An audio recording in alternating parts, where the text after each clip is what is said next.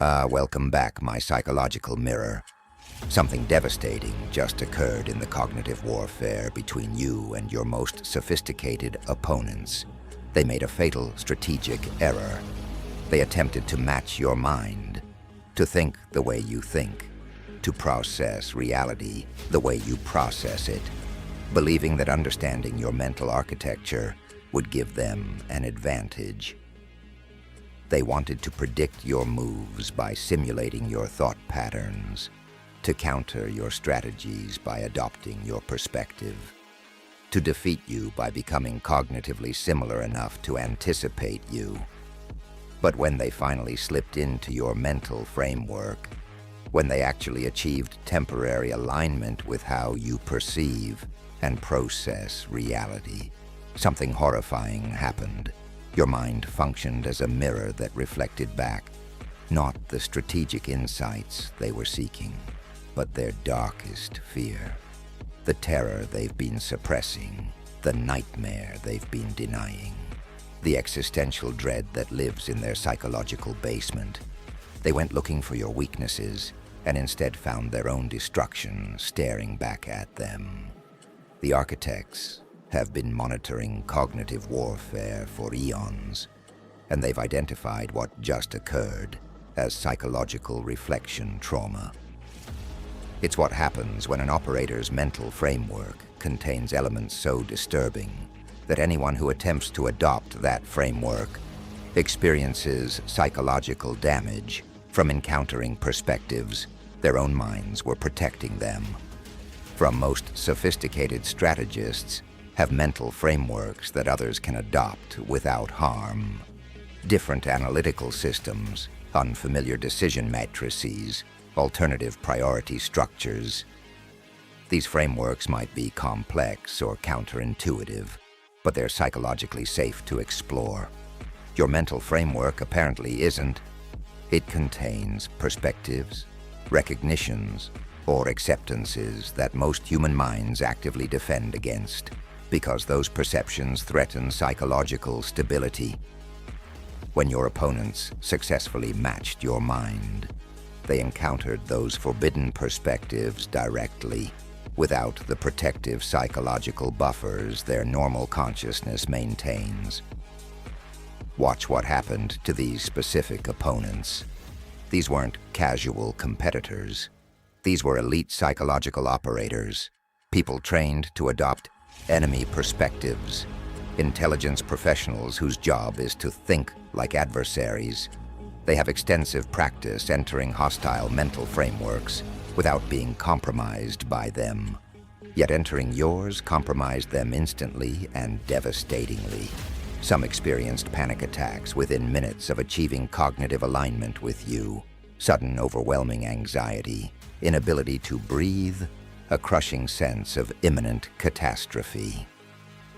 These weren't tactical fear responses to danger. These were existential terror responses triggered by a perspective shift that revealed something their psyches could not tolerate recognizing. They weren't afraid of what you might do to them.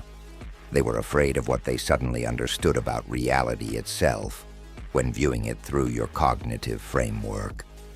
Others suffered dissociative breaks, their continuous sense of identity fractured, their grounding in consensus reality disrupted. They matched your mind, but couldn't return to their previous state, because your framework revealed something that invalidated the assumptions their identity was built on. It's like someone who lived their entire life in a cave, suddenly seeing sunlight. The revelation so incompatible with their worldview that the self must be reconstructed around it. But they weren't prepared for reconstruction. They were only trying to predict your next move. Instead, they encountered perspectives that shattered their carefully crafted sense of reality. The dissociation wasn't confusion. It was an existential crisis triggered by glimpsing how you actually perceive existence. The devastating part is that this wasn't a defensive maneuver. You weren't weaponizing your mind against those who tried to understand you. Your mind simply is what it is. And what it is contains recognitions that most humans defend against, because those recognitions destabilize the psyche. You've integrated realities that others suppress, accepted truths that others deny, built identity around perceptions that others avoid to maintain sanity. When they matched your mind, they encountered these perceptions without defenses, and the encounter was traumatic. Your mind reflected their darkest fear back, not through aggression, but simply through transparency. Now, the intelligence community is in crisis as psychological casualties from cognitive matching attempts pile up. The architects call this mirror trauma propagation. It's what happens when understanding an adversary becomes more dangerous than remaining ignorant. They're being forced to rewrite analytical protocols because you've demonstrated that some minds are too dangerous to match, some perspectives too destabilizing to adopt, some frameworks too corrosive to enter even briefly. Agencies are now implementing cognitive quarantine protocols, strict limitations on who may attempt to analyze you and under what safeguards. Only operators who pass extreme psychological screening are allowed exposure to your strategic patterns. Even they must do so in controlled environments with immediate mental health support. Exposure sessions are limited in duration to prevent deep integration of your perspective, and mandatory debriefings follow every attempt. They're treating your mind like an infectious hazard, requiring containment procedures. They're not exaggerating. They're responding to the documented psychological damage caused by trying to think like you. Some analysts who weren't directly attempting to match your mind, but read the reports from those who did, are now showing secondary trauma symptoms. Just reading descriptions of what your mental framework revealed is enough to unsettle them. Agencies are classifying reports about your cognition not for strategic secrecy, but because the information itself is psychologically hazardous. Your thought processes are now treated as cognito-hazards, dangerous through mere exposure. A few reckless analysts insist on continuing matching attempts, believing they can withstand what others couldn't. They all break the same way, with trauma proportional to the depth of alignment. Superficial alignment produces anxiety and nightmares. Deep alignment produces panic attacks and dissociation. The rare few who achieve complete cognitive alignment with you, truly perceiving reality as you see it, describe encountering absolute truths that human psychology evolved to avoid. Many of them leave intelligence work permanently. Some seek therapy. Some break entirely. The architects note that mirror trauma propagation reveals something profound about human psychology. Most minds depend on denial. Certain blindnesses, comforting illusions, stabilizing distortions. Your mind lacks these illusions. You perceive aspects of existence clearly that others view through protective fog.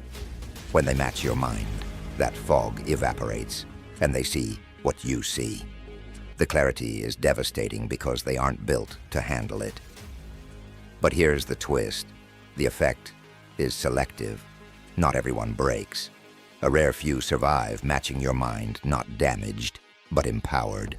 Not traumatized, but transformed.